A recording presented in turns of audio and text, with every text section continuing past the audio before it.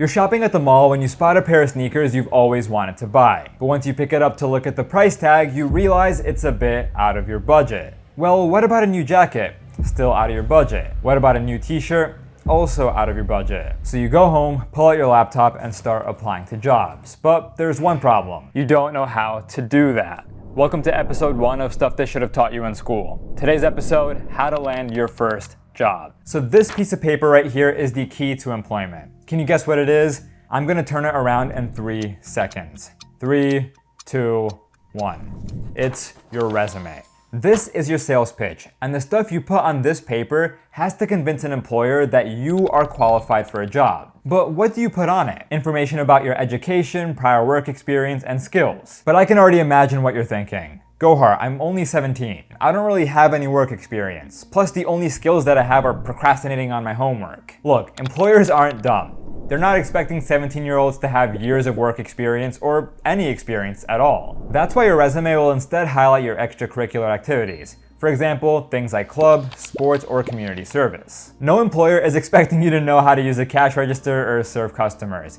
If you have relevant experience, great. But for your first job, all you have to do is convince the employer that you have the traits, not necessarily the skills. In other words, prove that you're responsible, organized, and work well on teams, because chances are you will learn everything else on the job. Now, don't go crazy with your resume. I know you might feel tempted to list down every single club you've been part of throughout your high school career, but look, unless you're Bill Gates, Elon Musk, or Sam Altman, there is absolutely no reason your resume should be more than 1 page long. Now, 16-year-old Gohar had a hard time internalizing this. I remember the first resume I made was about 2 pages long, maybe it was even 3. It was rough. Okay, but how should you format your resume? Instead of yapping away, let me show you an example from none other than Harvard University. I will also link this template in the description below. So the typical student resume consists of 4 sections: education, experience, activities, and skills. At the top, you're gonna list your name, your contact information, and your website if you have one. It's nice to make one just in case. In the education section, list the high school or college you attend, along with your GPA and maybe even your SAT or ACT score. Now, the experience and activity sections are structured pretty much identically. If you don't have any experiences, that's fine. Just get rid of this section and fill out the activity section. So for each activity, you're gonna list the organization name, your position, the location, and the duration. Underneath this, you're gonna describe your activity. But how you describe it is critical because these descriptions can make or break your decision. But why? Okay, I need you to understand something very important. When you apply to a job, your resume goes to something called an applicant tracking system. This system automatically scans your resume to see if you're a good fit for the position.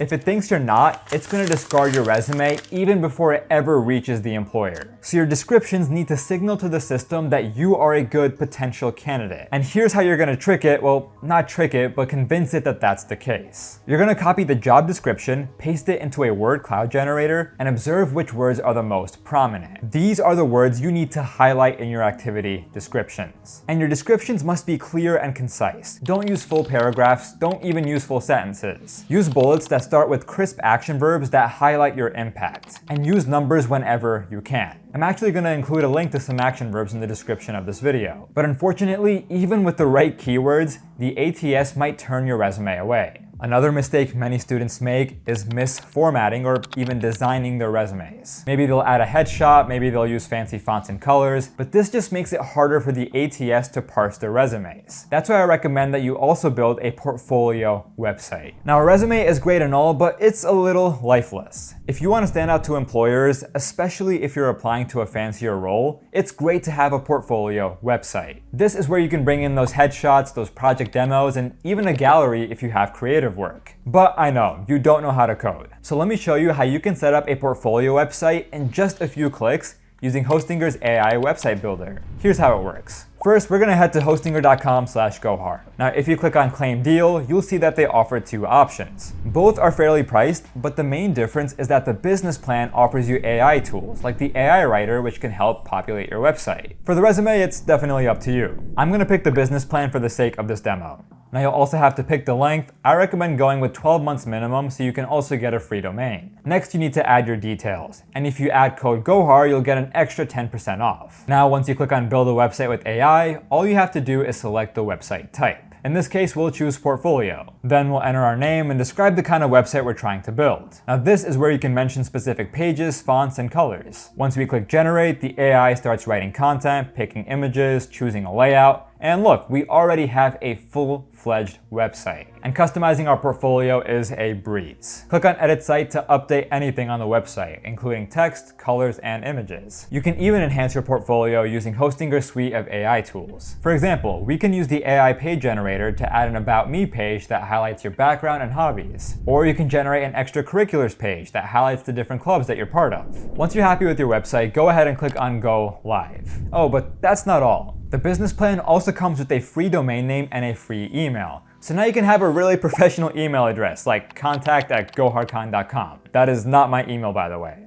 And if you run into any technical issues or need help upgrading your website, Hostinger provides 24/7 support. If you want to get started, I recommend you check out their business website builder, which only costs $3.99 a month and comes with 2 months free. And again, use code GOHAR for 10% off on all yearly plans. I've seen quite a few recruiters say that a personal website really moved the needle for them when making a decision. And this is especially the case for a marketing role, as it shows how well you can sell your personal brand. Thanks again to Hostinger for sponsoring, and now back to the video. All right, so now you've got your resume and your portfolio website ready to go. Now it's time to actually start searching for jobs. Now this is the super fun part. Not really, but I'm gonna try to make it as easy as possible for you. For this, you're gonna use a website like LinkedIn or Indeed to search for jobs. And if you're a student, you're most likely gonna narrow your search to one of 2 categories: fast food or retail. Think places like McDonald's, Taco Bell, Chipotle, or Walmart, Target, and Staples. Now, as you're hunting for these jobs, be mindful of 3 things. First, look at distance. Because trust me, if you're in high school, you do not want to commute more than 15 to 25 minutes to work. Maybe 30 at max. But commuting 45 minutes or an hour is completely unreasonable unless you're working a full-time job. Even in that case, it's kind of unreasonable. Second, pay attention to the responsibilities. Yes, money is nice, but don't fling yourself at any job opportunity that you can find. Make sure it's something that you're okay with doing. Just make sure the role is not something completely against your personality or your preferences. For example, if you're super shy and introverted, you don't want a job where you're talking to people all the time. Or if you want something more active and where you're moving around, a secretary job is probably gonna bore you out of your mind. And ideally, now this won't happen for most students, but if you can find a job that aligns with your intended major or your academic interest, that is a huge plus. Because when you apply to college, you are going to list the jobs that you did in high school. And if these jobs are unrelated to your intended major, that's fine.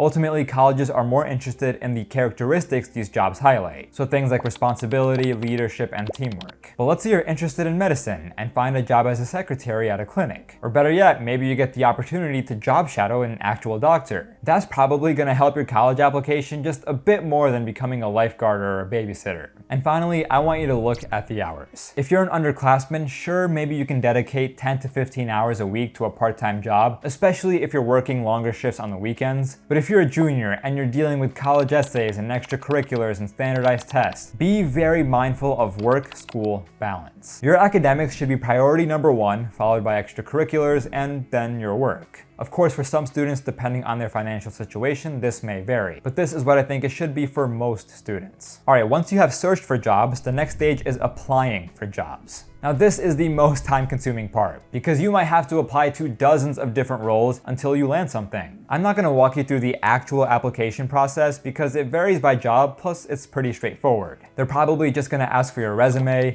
maybe a brief cover letter, and maybe even some references. A cover letter is usually a 1-page document that explains to an employer why you are a good fit for the job. And you can think of a reference as someone that can vouch for you. It's someone who can provide a potential employer with more information about your work and your characteristics. And this, for example, can be a former employer, a teacher, a coach, and so on. Now, once you've submitted your applications, I recommend keeping track of them in Google Sheets so you can see where you've applied and where you're waiting to hear back from. I've included a template in the description of this video. And then you wait. Most places will just email you your decision, but some might throw in an extra step, the interview. Job interviews aren't that stressful, or at least they shouldn't be. The goal isn't to grill you on technical skills or your knowledge. Again, this is assuming you're applying to your first job and not a place like Google. The interview is just a way for a potential employer to get a sense of your personality, how many hours you can work, and it also gives you the chance to ask any questions. Now, Just to make sure you leave the best impression possible, let me give you some tips. First, show up 10 to 15 minutes early. It is a terrible, terrible look if you are just pulling up and running in 2 minutes before the interview, or even worse, after it has already started. Though I trust none of you are gonna make that mistake. Dress business casual. No need to put on a suit or a tie. Wear something nice, like a polo or a button-up, or if you're a girl, just a nice dress. And once you're at the interview, maintain a friendly and energetic composure. You don't wanna be too laid back and chill to the point where it seems like you don't care about the role, but you don't wanna be too formal and rigid either. Just be relaxed, maintain good posture, eye contact, and open and confident body language. Now, once the interview begins, chances are the first question you're gonna get is tell me about yourself. Prepare your answer beforehand. On the screen now, you'll see an example structure that you can follow. And at some point in the interview, they're probably gonna ask you about a challenge or some time that you had to demonstrate leadership. Answering these questions sounds tricky, but it's not as hard as you think. Use the STAR method. Let me give you a breakdown. So STAR is an acronym.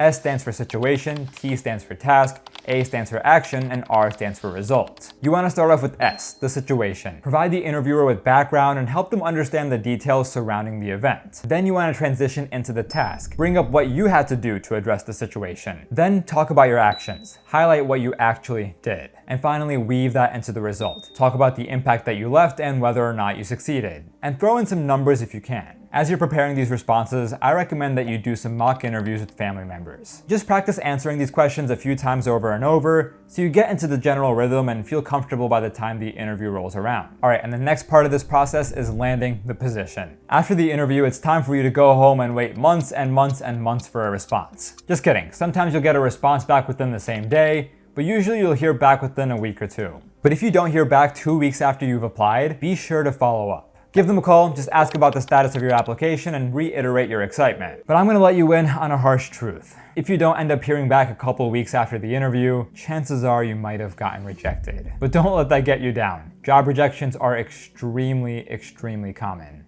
There is not a single person who gets more job acceptances than rejections. Well, that's probably a lie, but you get my point. Back in college, for example, I had a few friends who had to apply to dozens and dozens of roles until they landed something. Just keep pushing through, and I promise you will eventually find the role that's right for you and make enough money to buy that pair of sneakers. Of course, don't blow all of that money into clothes and sneakers. You want to put some of it into savings and investments as well, which I have talked about in a couple shorts of mine. Let me know if you want a part 2 of this. I can go ahead and talk about how to open up a bank account next, and how to do some basic investing, and even cover the differences between debit cards and credit cards. I'm happy to dive into those money tips, but I just want to hear from you first and see if it's something that you're interested in. But with that, we have wrapped up today's video. I hope this video helps you get the job that you want. I believe in you. You got this. Subscribe if you haven't already, and I'll see you again next week.